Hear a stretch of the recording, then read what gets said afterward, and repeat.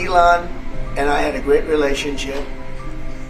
I don't know if we're well anymore. I was surprised because you were here. Everybody in this room practically was here as we had a wonderful send-off. He said wonderful things about me. I'm very disappointed in Elon. I've helped Elon a lot. Tensions between Elon Musk and U.S. President Donald Trump have exploded into a very public and personal political showdown. Musk intensified his public spat with Trump by polling on X, formerly Twitter, to determine if it is time to create a new political party to represent the majority of Americans he feels are overlooked by current politics. Posting the poll on X, Musk asked if it's time for a new party to represent the 80% middle. He also endorsed a post calling for Trump's impeachment, deepening the rift. Musk's poll sparked intense debate, reflecting his growing dissatisfaction with America's current political system.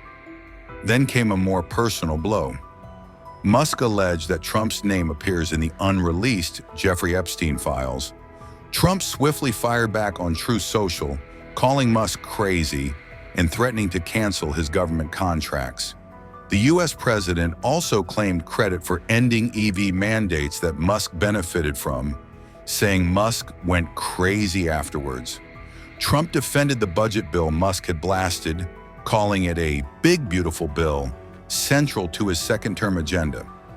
Musk responded with a barrage of criticism, calling the legislation a disgusting abomination.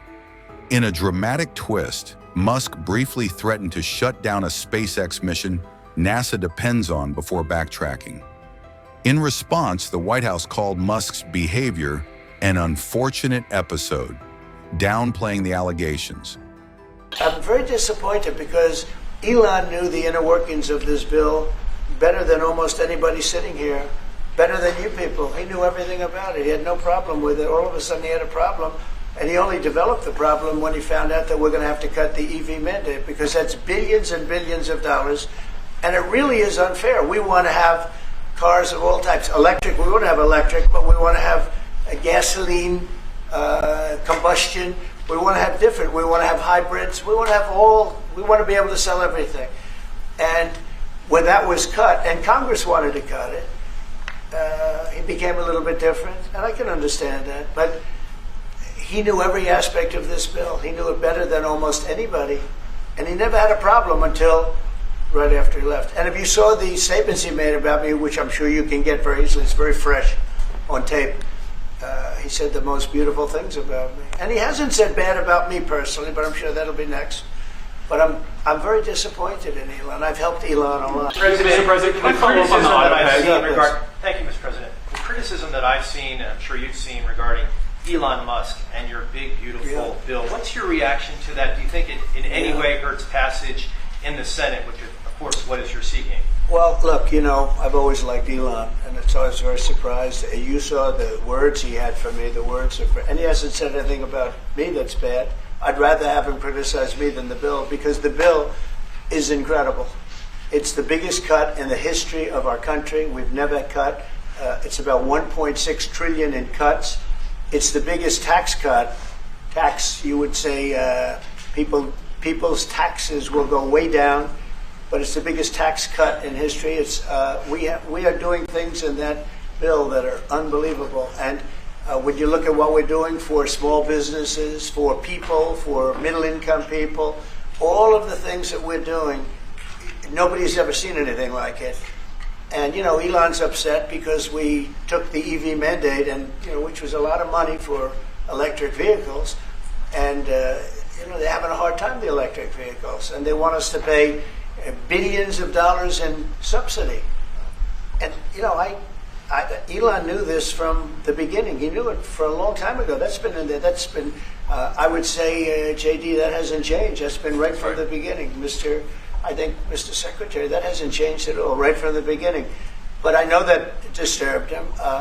He wanted, and rightfully, you know, he recommended somebody from that he, I guess, knew very well. I'm sure he respected him, but to run NASA, and I didn't think it was appropriate. And he happened to be a Democrat, like totally Democrat. And I say, you know, look, we won. We get certain privileges, and one of the privileges we don't have to appoint a Democrat. NASA is very important. We have great people. General Kane is going to be picking somebody with our. We'll be checking him out, seeing. But he wanted that person, a certain person, and we said no. And I can understand why he's upset. Remember, he was here for a long time. You saw a man who was very happy when he stood behind the Oval desk. And even with the black eye, I said, do you want a little makeup? We'll get you a little makeup. But he said, no, I don't think so, which is interesting and very nice. He wants to be who he is, so you could make that statement too, I guess. Look, Elon and I had a great relationship. I don't know if we're well anymore. I was surprised because you were here. Everybody in this room practically was here as we had a wonderful send-off. He said wonderful things about me. You couldn't have nicer. Said the best thing. He's worn the hat. Trump was right about everything. And I am right about the great, big, beautiful bill. We call it a great, big, beautiful bill because that's what it is. And again, biggest tax cuts in history, biggest economic development moves anywhere. We've never done anything like it. Business is spurred. And I don't know if you've seen the numbers, but the numbers came out. Even the CBO, which is run by Democrats, said that we're going to be doing, I'd like you to discuss it, the 2.8 trillion, that CBO. This is a group of people that are Democrats. They're very hostile to us. They just came out with phenomenal numbers, what it does. You want to mention that, Scott?